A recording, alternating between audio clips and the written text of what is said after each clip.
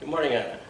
Good morning. Where is Isabel? Isabella takes a trip and asked me to do it for her. Oh, terrific. Okay. I know you wanted to hear a little bit about the leadership development program, but we got cut off a little bit quickly yesterday when we were talking about the high-performing team process. So what I'd like to do is tell you a little bit more about how we measure success. I think that was the question that Isabel had been asking. Yeah. And it's a very important question we get asked periodically by our clients. How do you measure success? And in a number of ways. In a high-performing team process, it's often how the team feels about what they have experienced, number one. So there's a feeling assessment. Okay. And we use a 0 to 5 rating scale on how do you feel, the investment of your time, the value added, your own goals, the outcomes that we set. So taking all of that in consideration, how do you evaluate the time spent? Okay. So that's one way of rating it. And we almost consistently get on a 0 to 5, 4 or more. Okay. So if we get less than 4, we consider that an unsuccessful event. And so we're very keen on trying to meet everybody's expectations by ensuring that their questions get addressed sometime during that module or during that workshop. Probably more importantly is the long-term sustainable outcome. So we're looking over time at what happens. Do people apply what they've learned? And that's why we usually have 3 or sometimes 4 high-performing team workshops scheduled over a period of 6 months to 12 months. So what we're looking for in those 2nd, 3rd, and 4th workshops is asking the participants, so what have you done? Okay. How did you cascade what we did here in this leadership team with your own teams? And those stories, and they know that's coming up, and that's one of the reasons that we repeat these workshops several times so people can get the idea. They have to apply it, just like taking a piano lesson. It's not just going from lesson to lesson. In between, you have to practice. The same thing here. People need to go back and need to try things out, so we ask them.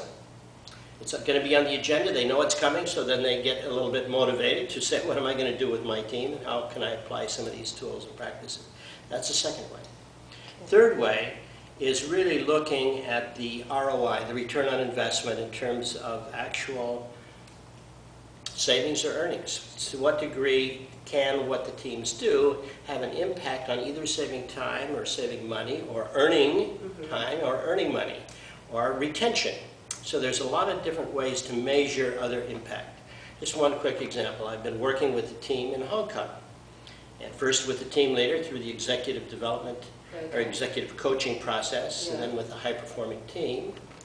And her business was in bad shape when I first started coaching her. And there were a number of reasons. Part of it was her team was feeling very closed. They weren't engaging their own teams. The morale was low. There was a high turnover. People were leaving. It was a bad atmosphere.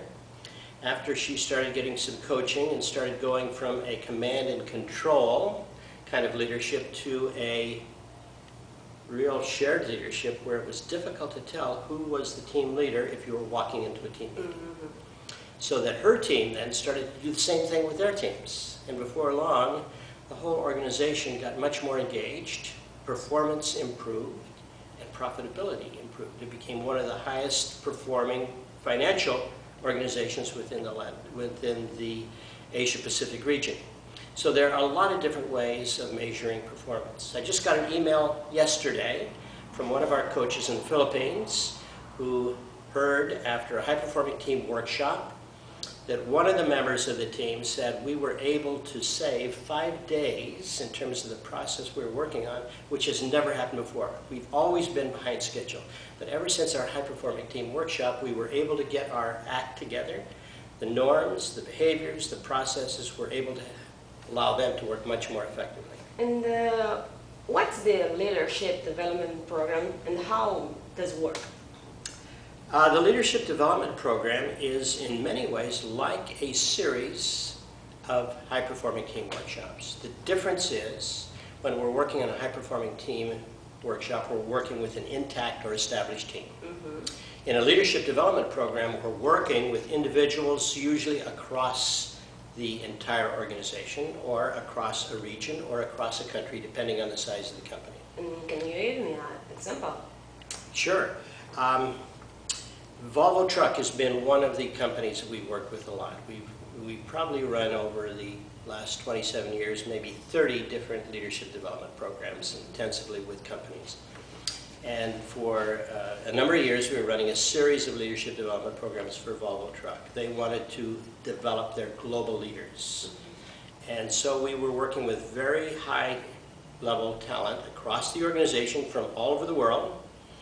And 24 at a time, we ran 8 programs, 8 consecutive programs, and each program had about 24 people, and we divided them up into 4 teams of 6 people a team. Each team had a coach, and each team also had an internal client who had a real business challenge. And these challenges then became the arena for these teams to learn about shared leadership, to learn about teamwork, to learn about consulting, because they had to go and work with their client and his or her organization to discover what's the problem. How can we solve it with them, not for them, but with them. So they were learning consulting skills, and at the same time they were learning about coaching, because they were working with a LIM coach who was helping them become a high-performing team. And we were very transparent with them about not only what we did, but how we did it, so that they could go to their own teams and start the same coaching process with their teams, sharing leadership, developing a high-performing team, and using some of the same practices to solve their own team challenges. Okay. So that was, most leadership development programs are 3 or 4 modules spread over a 8 to 12 month period, depending on the length of the program.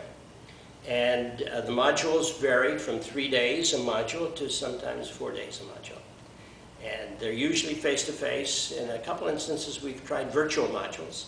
We really try to adapt it to the needs of the company.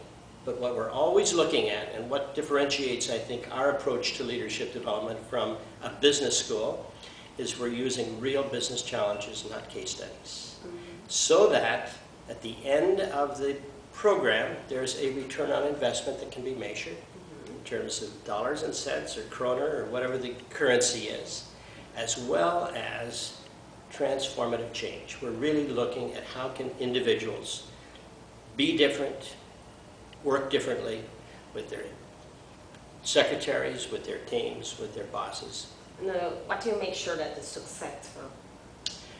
Success is really measured by the 2 areas that I just told you. Fish, the actual project, did we catch something? And fishing, did we learn about how to catch fish so that we can do it beyond this program? Just a very quick story, because I think it illustrates the power of our process. With Volvo Truck, the CEO, a guy named Stain, said to Ava, the head of HR who wanted to run this program with us, with LIM, and with our sister company, the Neil Institute in Sweden, he said, Ava, leaders are born, they're not made. So let's don't waste our money on leadership development. She looked at him and she said, Stain, that's my job. Why did you hire me? He looked back at her and he said, it's a good question. He said, don't ask me for any money. I'm not going to pay for this. You know from me that I don't believe in it. She says, I believe in it, and I will do it, and I will do it without your money. She was very gutsy.